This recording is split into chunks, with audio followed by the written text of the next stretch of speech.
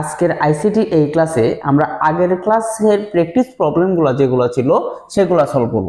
তো দেখি প্রথম প্র্যাকটিস প্রবলেমটা কি ছিল, তিনটি সংখ্যার গড় নির্ণয়ের জন্য অ্যালগরিদম এবং ফ্লোচার্ট। তিনটি সংখ্যার গড় নির্ণয়ের জন্য অ্যালগরিদম এবং ফ্লোচার্ট।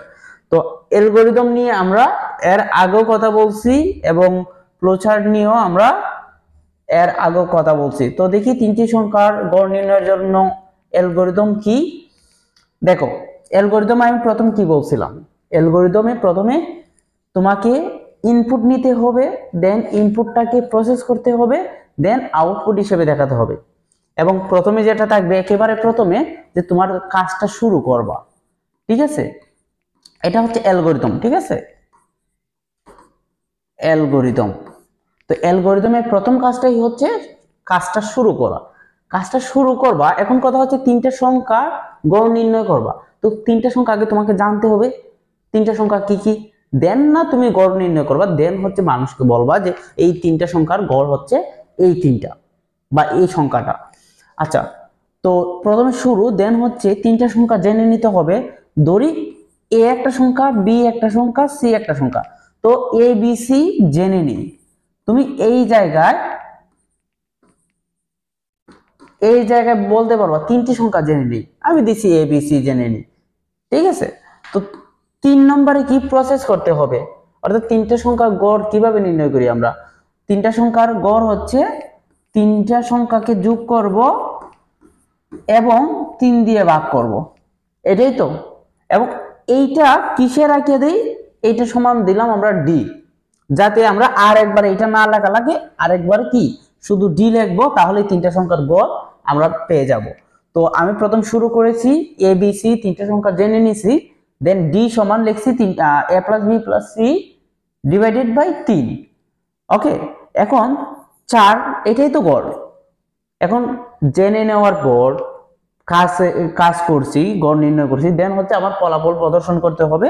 তো আমি বললাম ডি এর মান প্রদর্শন করি,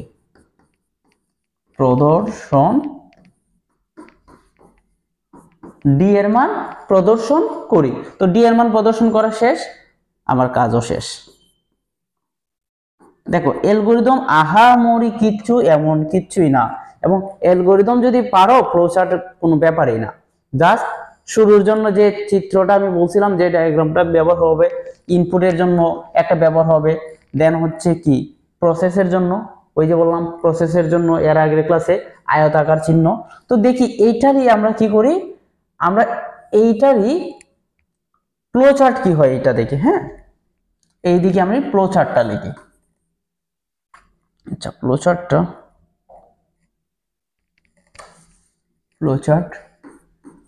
আচ্ছা,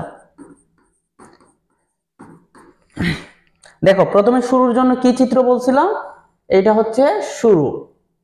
দেন হচ্ছে শুরু করার পর আমি কি চিত্র নিব, ইনপুটের জন্য বলছিলাম কি সামান্তরিক, ইনপুটের জন্য সামান্তরিক চিত্র নিব। তো ইনপুটের জন্য আমরা নিব সামান্তরিক। দেন হচ্ছে আমার এইখানে কি আছে, প্রসেসের জন্য বলছিলাম আয়তক্ষেত্র, প্রসেসের জন্য আমি নেব আয়তক্ষেত্র। ঠিক আছে, এই কয়েকটাই লিখে আগে। প্রথমে এখানে শুরু, এইখানে কি হবে, শুরুর পর হচ্ছে ইনপুট নিয়েছি এবিসি। তো এই যে ইনপুট নিয়েছি এবিসি, এখানে লিখব ইনপুট এ বি সি। ঠিক আছে, এরপর হচ্ছে দেখো আমি প্রসেস করছি, দেন প্রসেস। তো প্রসেস হচ্ছে কি D equal A plus B plus C divided by 3। Then হচ্ছে এই জিনিসটাকে আবার আমরা আচ্ছা কপি করে নেই, আউটপুটে বসাবো, কারণ হচ্ছে ইনপুটের যা ডায়াগ্রাম আউটপুটের সেম ডায়াগ্রাম, ইনপুটের যে চিত্র আউটপুটের সেম চিত্র, সামান্তরিক। তো এইখানে আমরা কি বলবো, ইনপুটটা আমরা কেটে দিব, এখানে হচ্ছে আউটপুট, ফলাফল প্রদর্শন করব। আচ্ছা আমি এটাই কেটে দিই, আরেকটা নিয়ে নেই।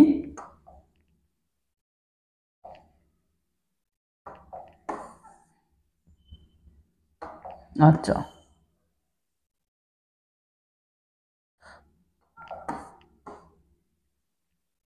আচ্ছা আউটপুট কি করব? আউটপুট হচ্ছে ডি। তো ডি এর মান আউটপুট প্রদর্শনের পর আমার কাজটা কি? কাজটা শেষ। তো শেষের জন্য আরেকবার এই যে শেষ। তো শেষের জন্য কাজটা আমার শুরু করছি, দেন হচ্ছে শেষ। এবং প্রত্যেকটাতে কি প্রবাহমানের চিত্র ডায়াগ্রামটা দিতে হবে। তো এইটাই হচ্ছে আমরা যদি তিনটে সংখ্যার গড় নির্ণয়ের বা